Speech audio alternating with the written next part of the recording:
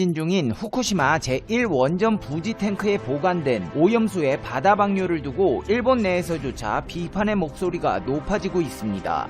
눈에 띄는 것은 과거 일본이 내렸던 결정들이 대참사를 낳았던 사례들까지 소환되며 일본의 망신을 자초하고 있다는 것인데요. 유력 일간지인 도쿄신문에서는 방사능 오염수 안전대책 완벽히 서 있는가라는 사설에서 일본 정부가 동일본 대지진 당시 폭발 사고를 일으킨 후쿠시마 제1원전 오염수의 해양 방출을 단행할 방침이라며 우려되는 문제점을 지적했습니다. 사실 말이 정화수지 눈 가리고 아웅하는 것과 다를 바 없습니다.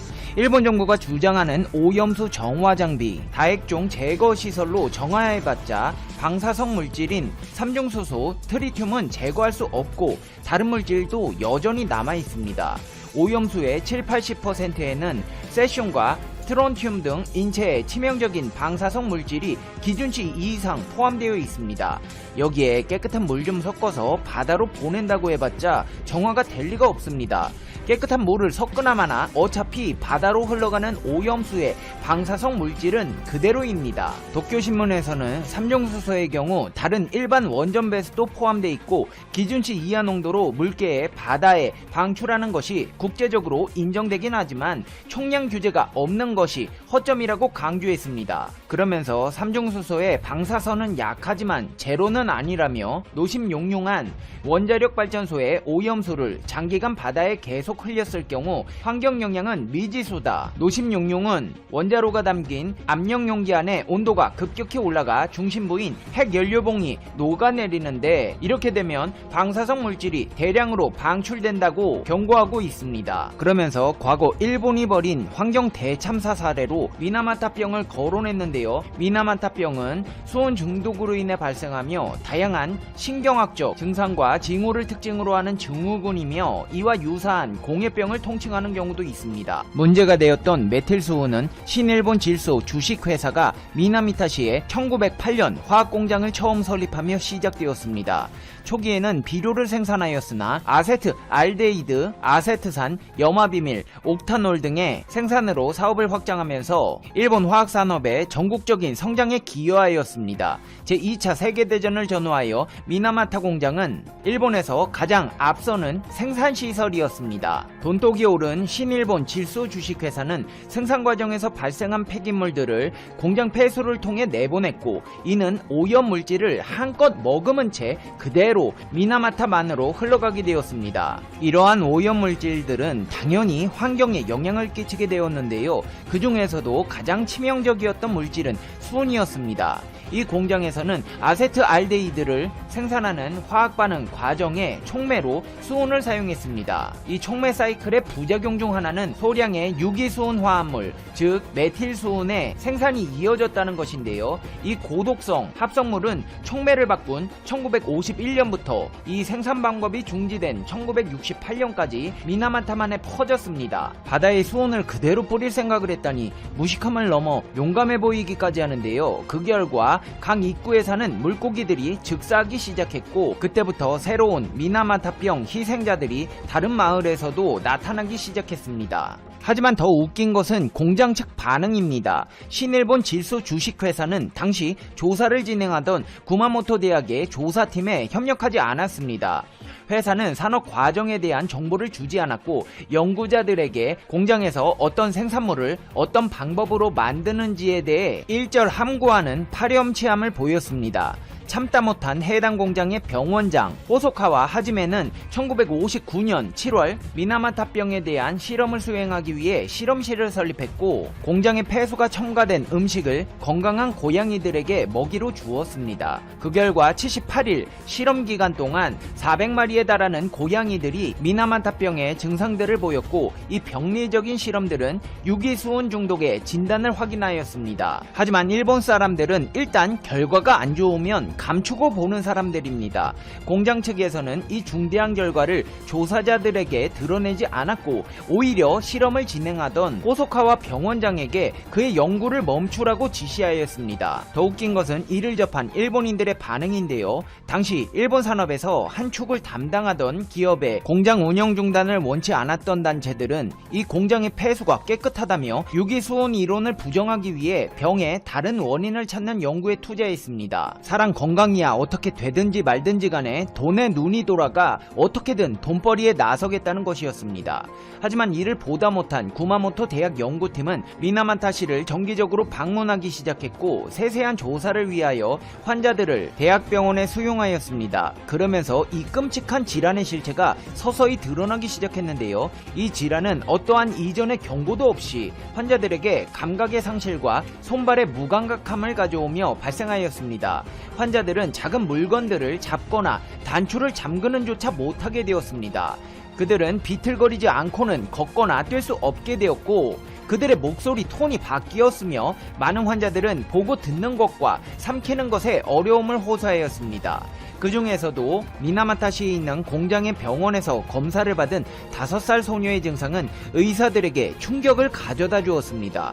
걷거나 말하는 것조차 힘들어했고 경련 증상이 끊이질 않았습니다. 이후에는 그녀의 여동생도 같은 증상을 보이기 시작했는데 그 소녀의 엄마는 의사들에게 이웃 딸도 같은 증상을 겪고 있다고 알렸습니다. 상황의 심각함을 인지한 의사들은 집집마다 조사를 했는데요. 8명의 환자들이 발견되어 바로 입원했습니다. 결국 병원장은 지역의 공공건강소에 유행하고 있는 원인 불명의 중앙신경계 질병에 대한 발견을 보고했고 그 전염병을 조사하기 위해 시정부와 여러 의사들이 이상질병대책위원회를 개설했습니다. 조사 도중 위원회는 충격적인 진실을 확인하게 되는데요. 환자들 집 주위의 지역에 고양이들과 다른 야생생물들이 이상행동을 보인다는 것이었습니다. 고양이들이 경련을 일으키고 미친 것처럼 보이다 죽어가는 현상을 보였고 주민들은 고양이들의 불규칙적인 움직임 때문에 그것을 고양이 춘병이라고 불렀습니다. 까마귀들이 하늘에서 떨어졌고 바다에서 해초가 더 이상 자라지 않게 되었으며 바다 표면에서 물고기들이 떠올라 죽었습니다. 일반적으로 이러한 증상들은 악화되었고 심각한 경련, 혼수 상태에 빠진 후에 결국 죽음이 뒤따랐습니다. 구마모토 대학의 연구원들은 희생자들이 대개 같은 가족의 구성원들이고 미나마타만의 바닷가를 따라 어촌에 모여 산다는 것을 발견하였습니다. 희생자들은 주로 미나마타만의 물고기와 갑각류를 먹고 살았고 그들이 남긴 찌꺼기를 먹던 고양이들이 그 사람들에게서 발견됐던 것과 비슷한 증상과 함께 죽어갔다는 사실을 파악합니다. 하지만 무식했던 일본인들은 병의 발발이 오염된 물고기와 갑각류가 주요 원인인 식중독의 일종이라고 믿었습니다. 경련에다 말도 못하는 증상을 보이는데 식중독이라는 결론을 내는 것을 보면 일본 사람들이 얼마나 무식했는지를 알 수 있는데요. 결국 자신들의 모자람과 무지함을 인지한 일본에서는 영국의 도움을 요청하게 됩니다. 이때 등장한 사람이 영국의 신경학자 더글라스 맥칼파인입니다. 그는 미나마타 증상들이 유기수온 중독과 닮았다고 생각했고 이후 조사는 수온의 중심이 맞춰졌습니다. 무식한 일본인들과 달랐던 영국 신경학자 더글라스의 주도로 1959년 2월에 미나마타만의 수온 분포가 조사되었는데요. 그 결과는 충격적이었습니다. 많은 양의 수온이 물고기와 갑각류 그리고 만의 진흙에서 발견되었습니다. 공장 폐수관 안에서 가장 농도가 높았고 바다로 나갈수록 농도가 감소함으로써 공장이 오염의 원인으로 명확히 확인되었습니다. 그리고 환자 파악을 위해 미나마타병의 희생자들과 일반적인 미나마타 시민들에게 머리카락 샘플을 채취했는데요. 환자들에게서는 가장 높은 수온 레벨이 705ppm을 기록하였고 증상이 없는 미나마타시 거주자들에게서는 191ppm이 기록되었습니다. 이게 얼마나 높은 수치냐 하면 미나마타시 바깥에 사는 사람들의 평균 수치가 4ppm이었던 것과 비교해봤을 때 200배에 못 미치는 수치였습니다. 원인을 알아낸 미나마타 식중독 분과위원회는 미나마타병이 주로 중추신경계에 영향을 주는 중독증이라는 발표를 하게 됩니다. 미나마타만과 그 주위에 사는 어패류를 다량 소비한 것이 원인이고 가장 주된 원인 물질은 유기순 화합물이라고 발표했습니다. 2001년까지 공식적으로 2265명의 환자가 확인되었는데요. 과연 보상은 잘 이루어졌을까요? 일본은 여러분께서 잘 아시다시피 보상을 제대로 해주는 국가가 아닙니다. 미나마타 바다에는 병이 발생한 후에 어획량이 1953년과 1957년 사이 91% 감소하면서 구마모토 지방당국은 오염된 미나마타면에서 잡힌 물고기의 판매를 부분적으로 금지합니다. 미나마타 공동체는 공장에 대해 항의했고 보상을 강하게 요구하였습니다. 두 입장을 중재하기 위하여 위원회가 미나마타 시장에 의해 소집되었지만 위원회는 회사의 입장에서 부당하게 편성되었습니다. 결국 공동체 측은 시민들의 고통을 끝내기 위하여 우리가 눈물을 참고 받아들이겠다는 입장을 발표했고 회사는 2천만 엔을 공동체에 지불하였고 어업의 회복을 증진하기 위하여 1,500만 엔의 기금을 마련했습니다. 미나마타병의 희생자들은 어부들보다 훨씬 불리한 입장이었습니다. 환자들의 가족들은 지역사회로부터의 차별과 추방의 피해자였습니다. 지역 주민들은 병의 후유증보다 공동체에 의한 추방이 더 큰 공포였습니다. 이렇게 어려운 상황 속에서 희생자들은 피해 보상을 위한 농성을 이어갔고 결국 구마모토 지방행정부장은 환자들에게 보상 요구를 지시합니다. 공장 측은 이에 동의했고 몇 주간의 협정 뒤에 어른들은 매년 10만 엔을 받고 아이들은 매년 3만 엔을 받았으며 죽은 환자들의 가족들은 한 번에 32만 엔을 지불받았습니다. 죽음의 대가로 320만 원을 주는 국가 바로 일본입니다. 이제 페페TV의 결론입니다. Conclusion. 페페TV. 우리는 역사에게서 미래를 배울 수 있습니다. 미나마타병은 현대 일본 사회에 중요한 이슈를 남겼습니다. 후쿠시마 방사능 방류는 제2의 미나마타병 사태가 될 것입니다. 일본이 보상해줄 거라고 생각하시는 분 계신가요? 대한민국에서는 그들의 만행을 알리고 앞으로 다가올 사태를 방지하는데 최선을 다해야 합니다. 일본은 50년 혹은 100년 후 사라진다. 내가 10살짜리 일본 아이라면 당장 일본을 떠나겠다. 최근 인터넷상에서의 일본의 침몰이 꽤 흥미로운 주제로 거론되고 있는데요. 세계적인 투자가인 짐 로저스가 던진 이 한마디는 일본 열도를 충격에 빠뜨릴 것뿐만 아니라 수많은 나라로 하여금 일본을 다시 보게 만들었습니다. 한때 미국과 더불어 세계 2위의 국력을 가졌다고 평가받았고 지금은 세계 3위의 경제 대국인 일본이 경제적으로 돌이킬 수 없는 엄청난 타격을 받아 무너진다는 내용이 너무나도 충격적이었기 때문입니다. 하지만 짐 로저스의 예측은 점점 사실이 되어가고 있는데요. 짐 로저스뿐만 아니라 수많은 경제 전문가들도 일본의 경제적 침몰이 가시화되고 있다고 합니다. 대체 일본의 어떤 모습을 보고 전문가들은 일본이 침몰하고 있다고 얘기하는 걸까요? 물론 한때 세계 2위의 국력을 가졌던 일본이 한두 해 사이에 급격히 몰락하지는 않겠지만 이미 지난 20여 년간 꾸준히 이어져 온 경기 침체 끝에 이번 팬데믹과 같은 돌발 변수가 출현함으로 인해 전문가들은 일본이 갑작스러운 추락을 겪고 있다고 얘기하는 겁니다. 특히 아베노믹스 전부터 이어온 일본 정부의 막대한 재정 적자와 기형적 금융정책, 그리고 근래 들어 두드러진 혁신성 없는 아날로그식 시스템 등은 일본 침몰설에 동조하게끔 만들고 있습니다. 게다가 기간 산업조차 민영화시킨 과도한 정책의 결과가 공공서비스의 시의적절한 개선을 가로막고 있는 여러 사례들도 발생했습니다. 이런 일들로 인해 막강했던 국부의 증가에 비해 일본 국민 개개인은 그만한 표를 누리지 못했는데요. 결국 일본식 경기체제의 부작용이 사회 문화 전반의 무기력증 확산을 초래한 것으로 읽히는 각종 현상들도 일본 침몰 예언들을 수긍하게 돕고 있는 겁니다. 이미 많은 사람들이 알고 있듯이 현재 일본의 GDP 대비 정부 부채 비율은 전 세계에서 가장 높습니다. 일본 정부가 코로나19 대응보다 경기 부양책에 더 목을 매는 이유 가운데 하나도 과도한 정부 부채로 재정 여력이 없는 현실에서 오는 초조함 때문일 수 있다고 전문가들은 지적하고 있죠. 특히나 전문가들은 일본이 수도인 도쿄를 봤을 때 외형상 1980년대 초와 크게 달라진 게 눈에 띄지 않을 만큼 지난 30년간 제자리 걸음을 한 것 같다고 얘기하고 있습니다. 앞서 말한 것과 같이 국가 기간 산업 중 하나인 도쿄 지하철을 보면 일본이 과거에 얼마나 얽매였는지 알 수 있는데요. 과거 감탄을 지어냈던 도쿄 지하철은 발전된 구석을 찾기 어렵고 환승그간 등에서는 민영화의 부작용으로 오히려 퇴보한 것처럼 보이죠. 그런데 수많은 전문가들, 특히 일본의 경제 전문가들도 30년 동안 일본에서 확연히 달라 보이는 것이 있다고 합니다. 그것은 바로 길거리에서 마주치는 시민들의 분위기입니다. 길거리에서 마주치는 시민들의 분위기는 30년 사이에 확연히 달라 보인다고 수많은 전문가들이 얘기하고 있습니다. 예전엔 도쿄가 생기 넘치던 도시였으나 지금의 도쿄는 마치 좀비들의 영역으로 변한 것만 같은 그런 느낌이 든다고 합니다. 시민들의 얼굴에서 활기 넘치는 표정이 사라지고 있어 좀 섬뜩한 기분까지 드는 거죠. 아베 정부 시절 아베노믹스로 일본 경제가 부흥하고 있다고 자랑하던 것이 지난해 초였음에도 불구하고 지금은 한숨밖에 나오지 않는 겁니다.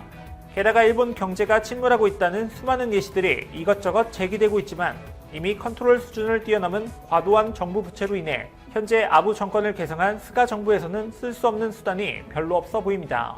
그동안 남발해온 국채 발행의 핑계 중 하나는 일본 엔화가 미 달러와 더불어 기축 통화라는 자만이었으나 정부가 통화 정책마저 제대로 관리하기 힘들 정도로 부채 규모가 커지면서 더 이상 국채 발행을 확대하기에는 한계가 드러나고 있기 때문입니다.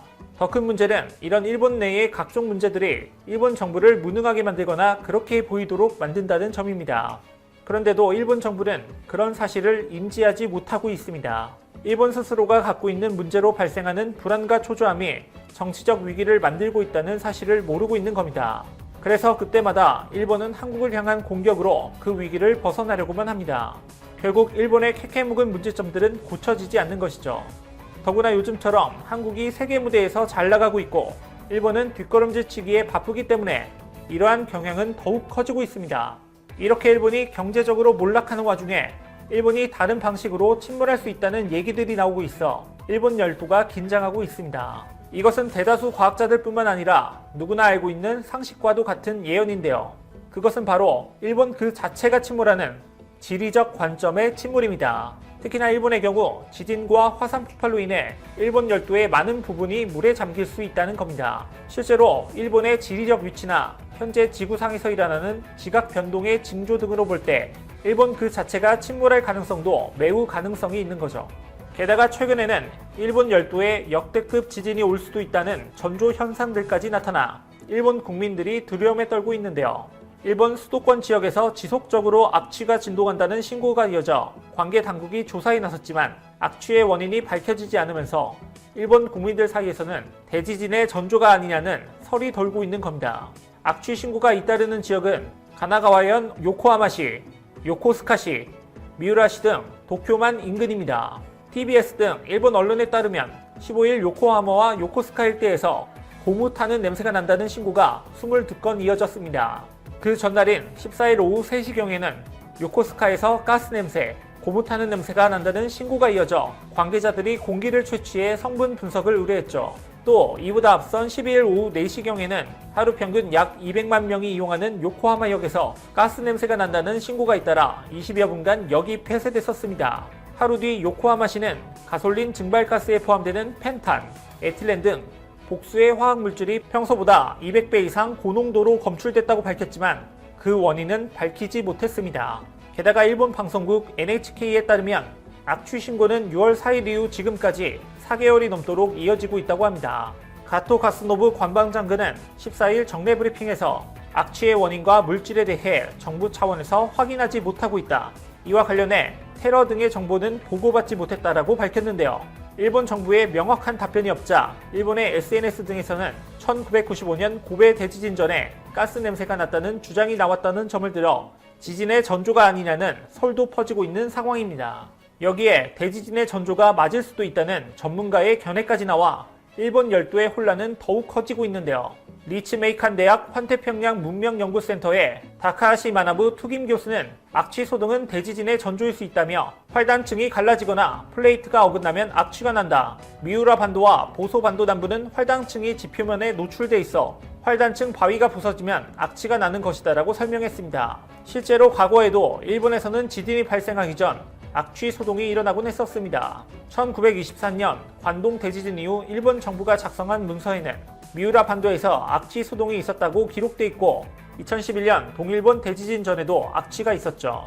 이런 이유로 다수의 전문가들은 현재 일본 수도권 지역에서 발생하고 있는 악취가 계속될 것으로 전망했고 수도권에서 지진이 발생할 확률이 매우 높다고 얘기하고 있습니다. 과학적 데이터상으로 예측된 그 발생 시기 역시 이미 발생 주기를 한참 넘긴 상태이기 때문에 일본에서는 언제 그런 대참사가 일어나도 전혀 이상할 게 없다는 겁니다.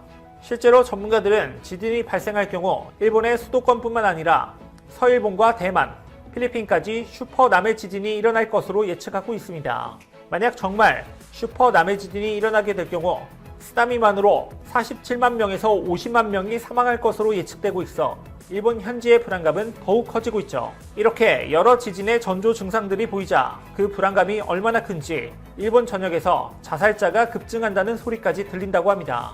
심한 경우 아주 특별한 변수가 있지 않은 한 30년 이내에 일본 열도의 3분의 2가 가라앉을 대지진이 발생할 것이라는 주장까지 나오고 있으니 충분히 두려울 만한 상황인 겁니다.